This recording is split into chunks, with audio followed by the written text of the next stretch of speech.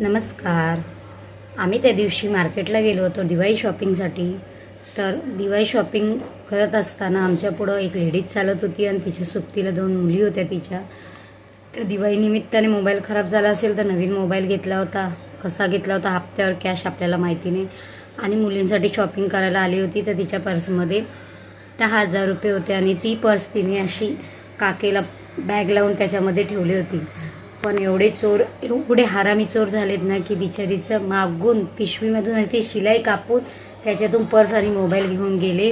जेव्हा ती मार्केटमध्ये काय घेतल्यावर पैसे देण्यासाठी बघते तर मोबाईल आणि पर्स पण नाही आहे.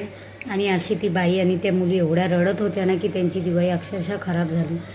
तर चोरताना एवढा तरी विचार करा की कोणची दिवाळी आहे, कोणचं काय आहे, कोणचं वाढदिवस आहे, कोणाचे सण आहे जे खराब होतात आहे तुमच्यामुळं. तर ह्याची काळजी घ्या. आणि जे मार्केटला खरेदी करायला जातात त्यांनी आपली काळजी आणि आपल्या पर्सची काळजी नक्कीच घ्या. कारण हल्ली चोरांची संख्या जास्त वाढलेली आहे. तर ते लोक चोऱ्या करत फिरत आहे आणि सणांना खराब करत आहे. तर आपल्या सणांना खराब होण्यापासून आपणच वाचू शकतो. तर आपल्या पर्सची खरंच काळजी घ्या आणि आपली पण काळजी घ्या. Bye bye. भेटू पुढच्या व्हिडिओमध्ये. माझ्या व्हिडिओला लाईक, फॉलो, सबस्क्राईब करत चला.